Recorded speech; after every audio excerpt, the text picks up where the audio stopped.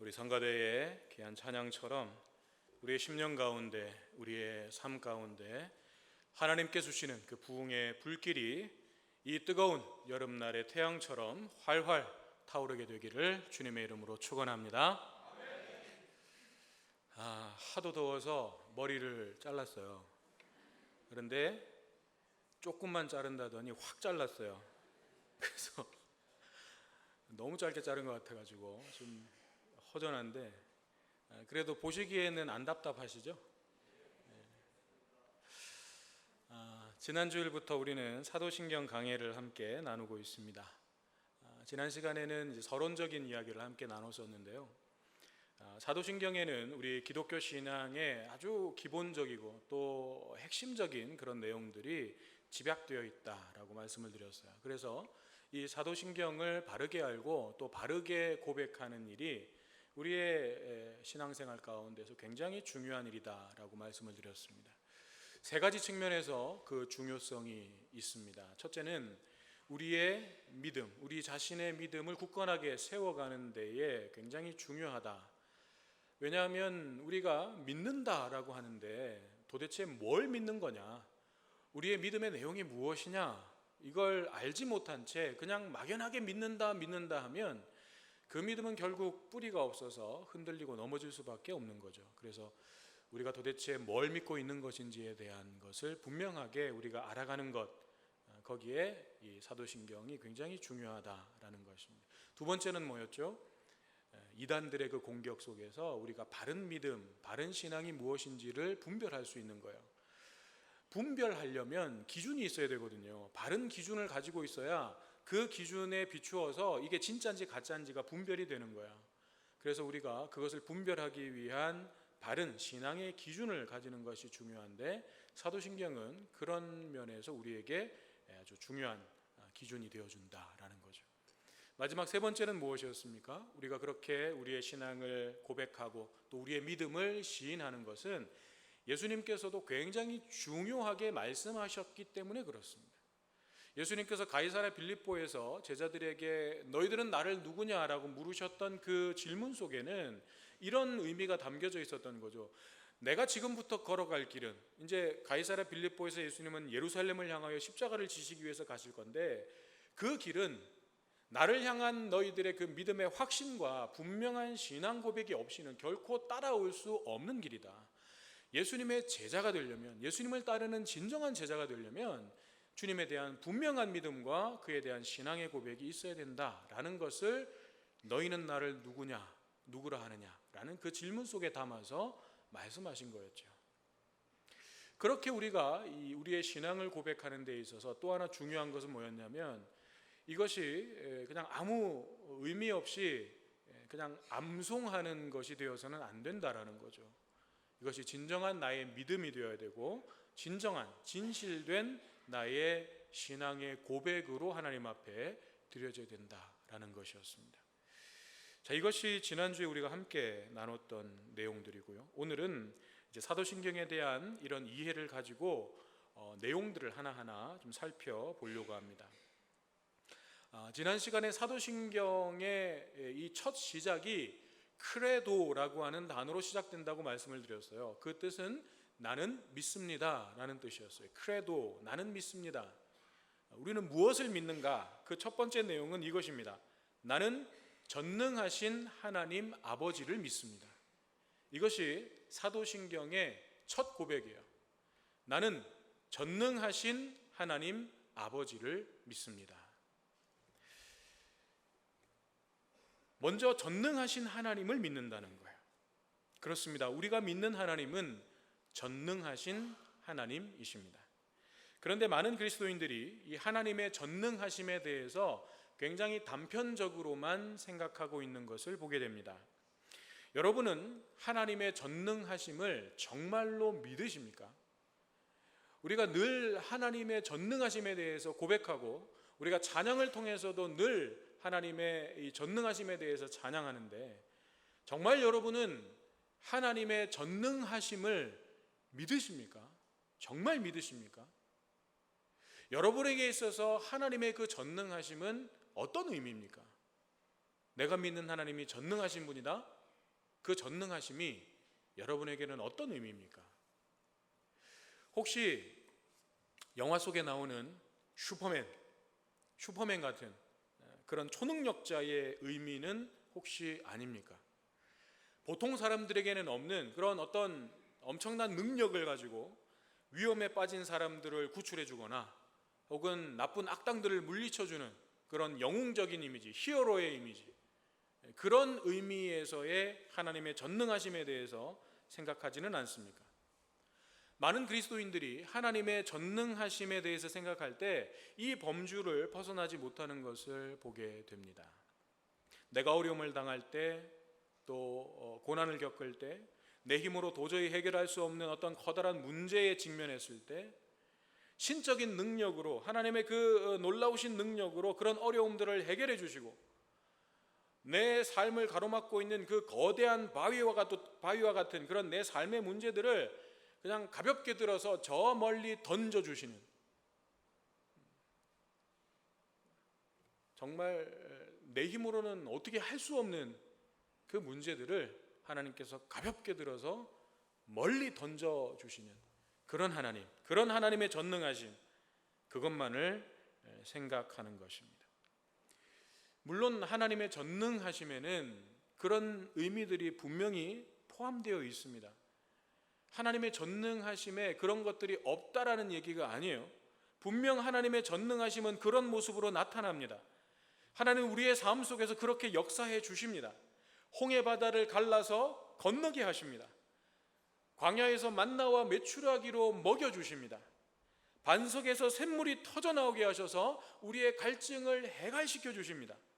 병에서 나음을 얻어 건강을 얻게 하시고 위험한 상황 속에서 우리를 안전하게 지켜주십니다.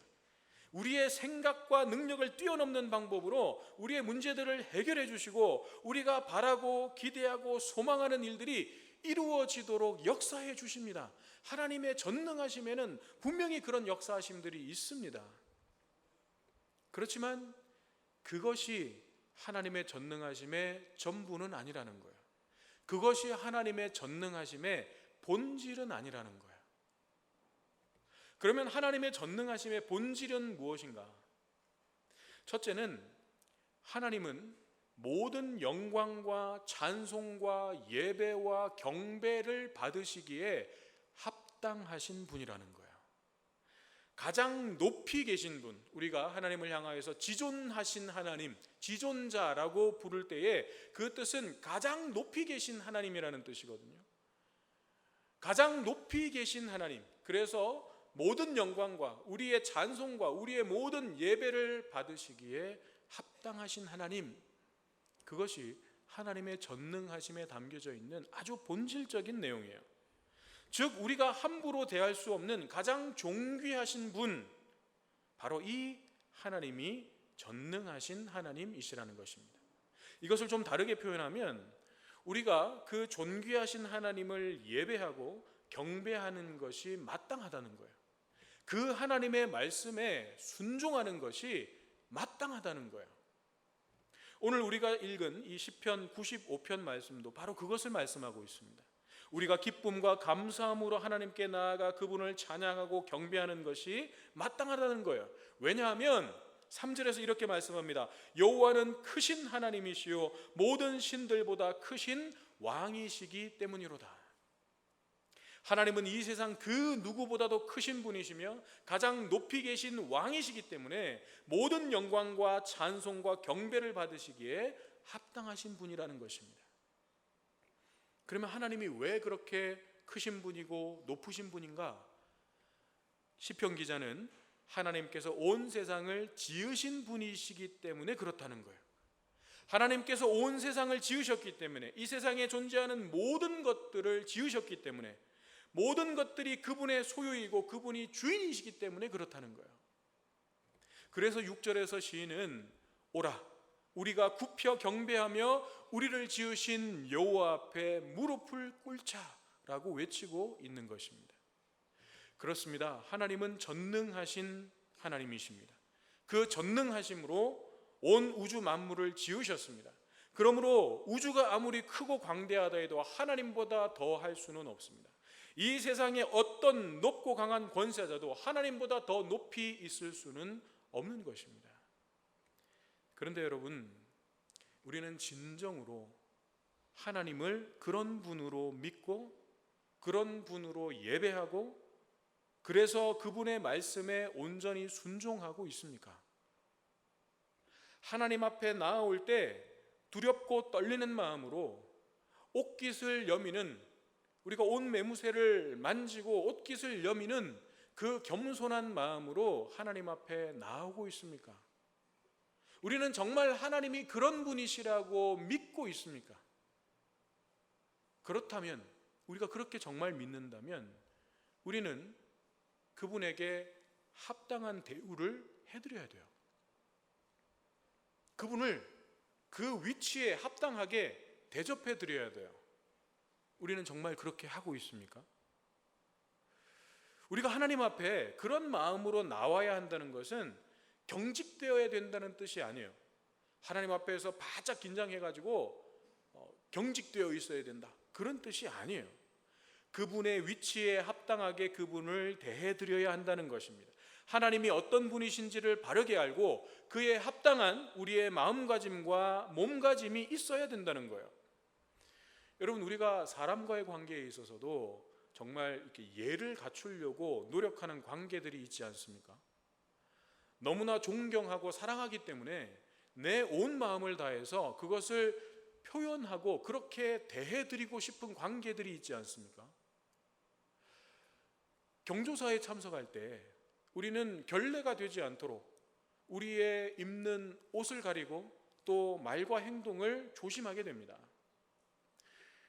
가끔 주일에 머리부터 발끝까지 정말 화사하게, 평소 때하고는 좀 다르게 꾸미고 오시는 분들을 만나서 오늘 무슨 일 있으세요?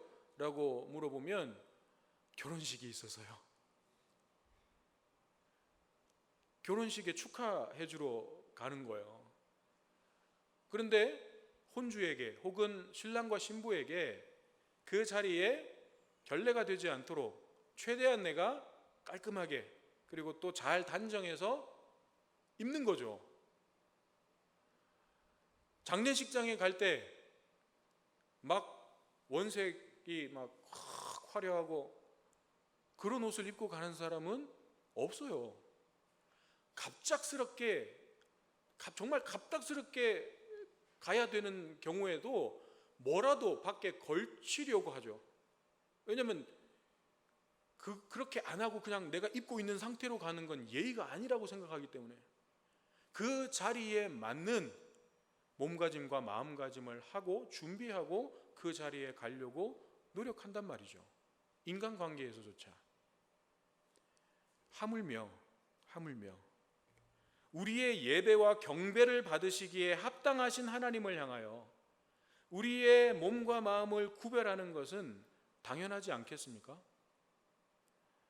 모든 기도와 찬양과 예물을 하나님께 올려드림에 있어서 그것이 받으시는 분에게 합당한 것이 되도록 마음과 정성을 다해서 준비함이 마땅하지 않겠습니까?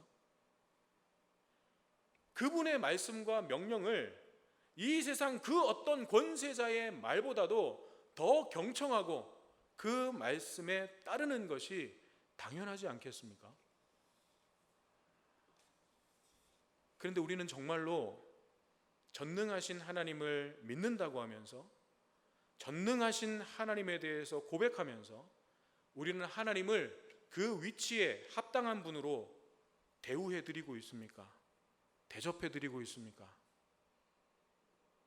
우리가 정말 진지하게 우리의 신앙생활을 다시 한번 돌아봐야 돼요. 우리가 하나님을 믿는다는 것은 그분을 전능하신 하나님으로 믿는다는 것입니다.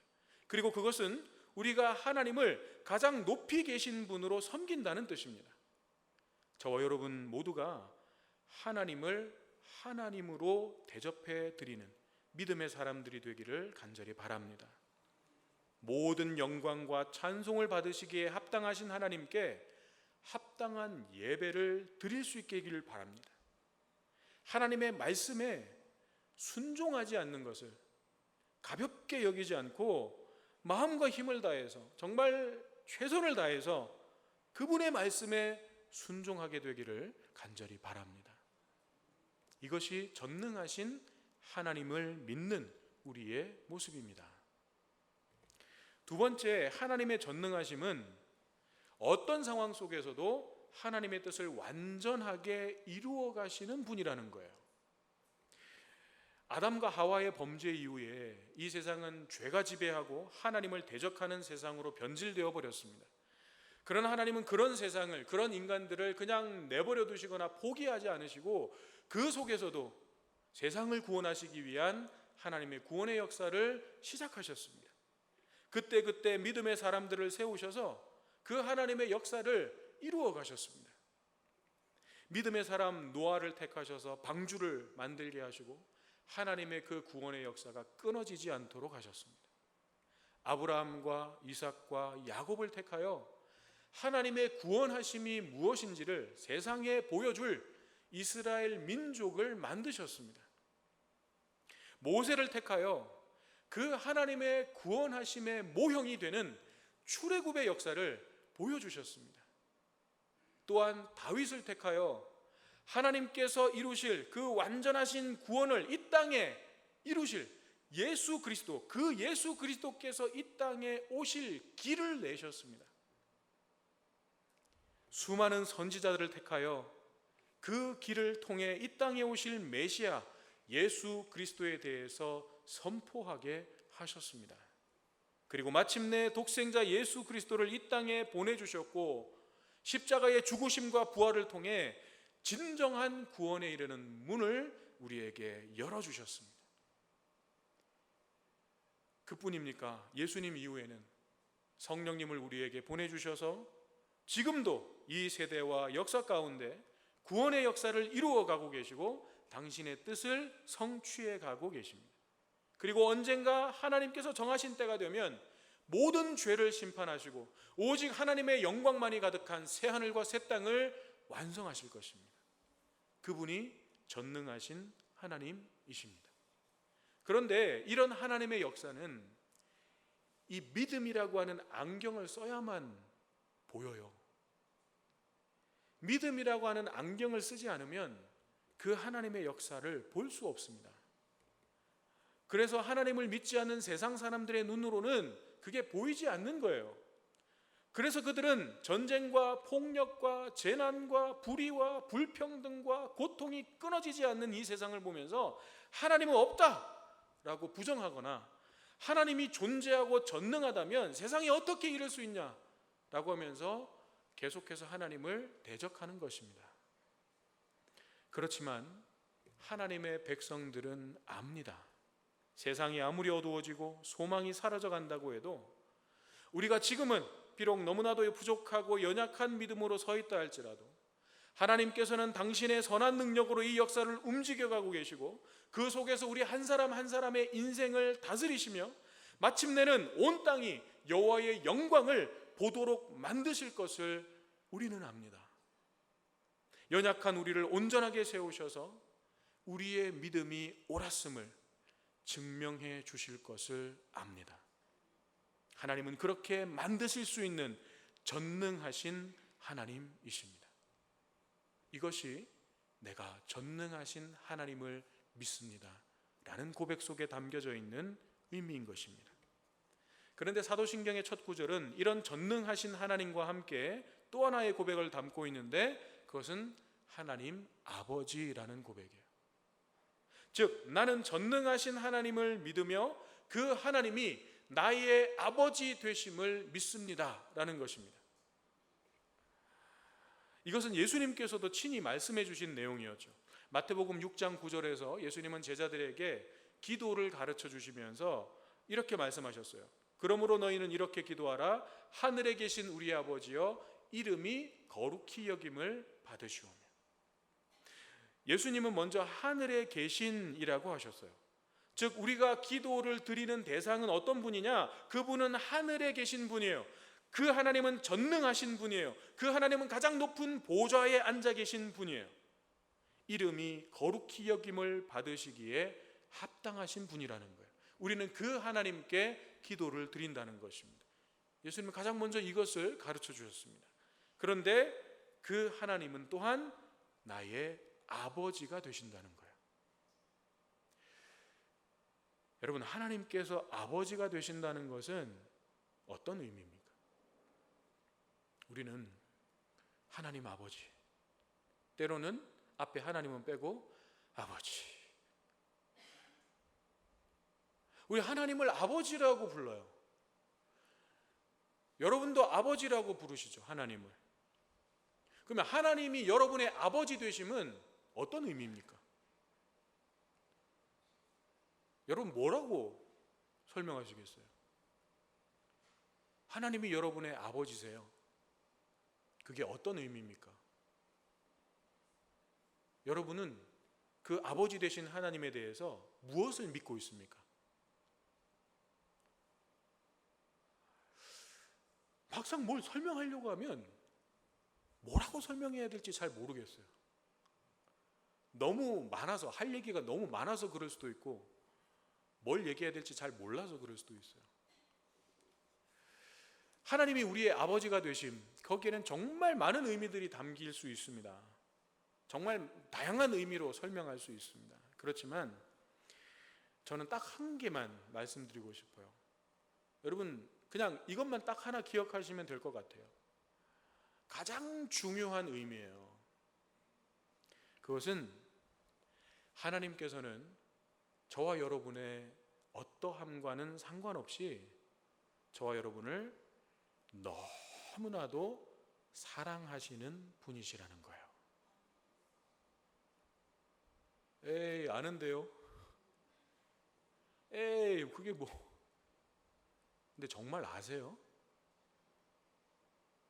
하나님이 여러분을 얼마나 사랑하시는지 여러분 정말 아세요? 그 사랑을 느끼세요? 그 사랑을 경험하고 있으신가요? 여러분, 하나님의 아버지 되시면요, 나의 어떠함과는 상관없는 나를 향한 사랑이에요. 아무 조건 없이 우리를 사랑해 주시는 하나님, 그 하나님이 아버지 되신 하나님이에요. 여러분, 부모가 자녀를 사랑하는데 이유가 있습니까? 여러분들이 여러분들의 자녀를 사랑함에 있어서 이유가 있습니까? 없습니다. 부모가 자식을 사랑함에 있어서는 이유가 없습니다. 남들보다 훌륭하고 뛰어나서 사랑하는 것도 아니고, 모자라고 부족하다고 해서 사랑하지 않는 것도 아니에요. 나에게서 나왔으니까, 내가 낳았으니까, 내 자식이니까 그냥 사랑하는 거예요.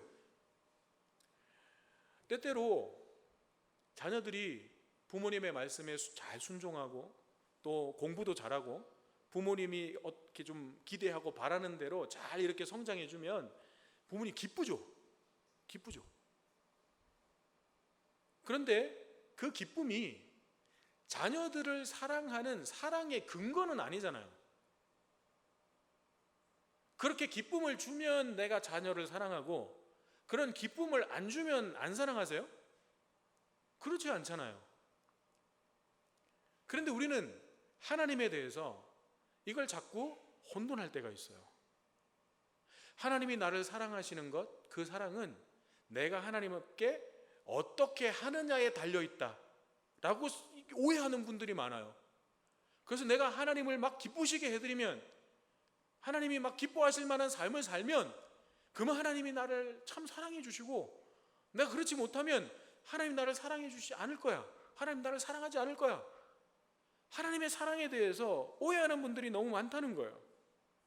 그렇지 않습니다. 하나님 아버지도 자녀인 우리를 부모가 자식을 사랑하듯이 그 사랑으로 사랑하시는 거예요.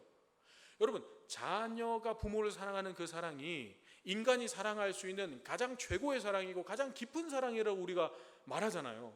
그러면 그 사랑이 어디서부터 온 거예요? 그 사랑의 원본이 어디예요? 출발점이 어디예요? 하나님의 사랑이잖아요. 그 사랑은 하나님께로부터 온 거예요. 하나님을 닮은 사랑이에요. 하나님은 그 그 사랑으로 우리를 사랑하시는 거예요. 우리가 시편 23편을 함께 나눌 때에도 하나님이 우리를 향하신 그 사랑, 헤세드의 사랑에 대해서 함께 나눴습니다. 그 사랑은 언약적인 사랑이었어요.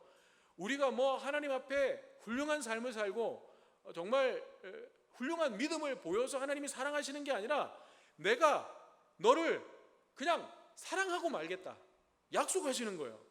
네가 어떤 모습이든지 내가 너를 사랑하고 말겠다 라고 약속해 주신 그 사랑이에요. 그 사랑은 변함이 없어요. 그 사랑은 어떤 상황 속에서도 끊어지지 않는 사랑이에요. 그 사랑으로 하나님이 우리를 사랑하시는 거예요. 하나님께로부터 나왔기 때문에, 하나님의 형상대로 지음을 받은 존재이기 때문에 하나님은 우리를 그냥 사랑하시는 거예요.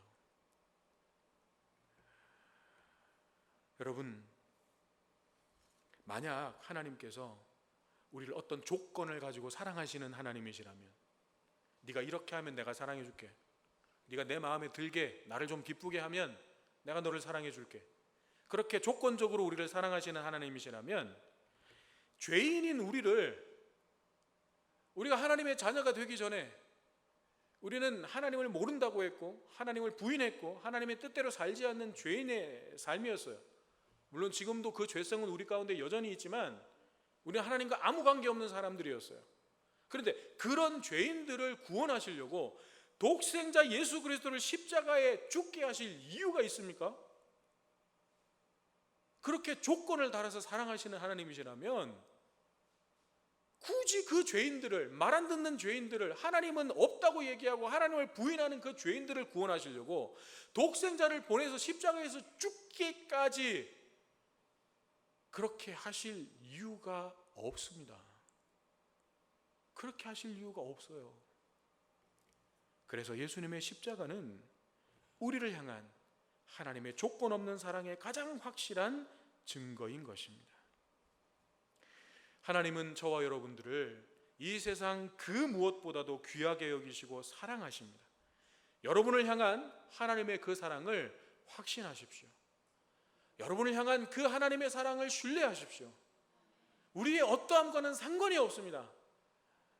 자꾸 하나님께 우리가 뭔가를 해드려야 우리를 하나님께서 사랑해 주실 거라고 우리에게 계속 속삭이는 사탄의 거짓에 속지 마십시오. 우리를 향한 하나님의 사랑의 근거는 그게 아니에요. 그냥 우리가 하나님께로부터 나왔기 때문에, 하나님의 자녀이기 때문에 사랑하시는 거예요. 이 사랑 안에 하나님의 돌보심, 지켜주심, 책임져 주심, 인도해 주심, 위로해 주심, 이 모든 것들이 다 들어있는 거예요. 그래서 하나님이 내 아버지가 되신다, 정말 여러 가지 의미로 설명할 수 있지만 하나님은 나의 어떠함과 상관없이 나를 사랑하시는 분, 그 안에 그 모든 의미들이 다 포함되는 거예요.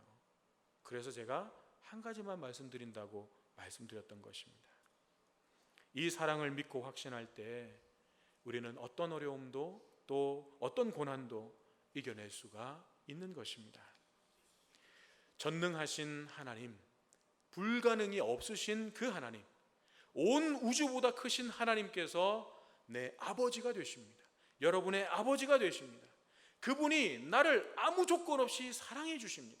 내가 아무리 부족해도, 내가 아무리 못났어도 하나님의 그 사랑이 지금도 나를 붙들어주고 계십니다. 그렇다면 우리가 무엇을 두려워하겠습니까? 무엇을 염려하고 근심하겠습니까? 나는 전능하신 하나님 아버지를 믿습니다. 이 믿음의 고백으로 이 한 주간도 승리하는 저와 여러분 되시기를 주님의 이름으로 축원합니다. 주시는 말씀 우리 마음에 새기면서 함께 찬양 드리기를 원합니다.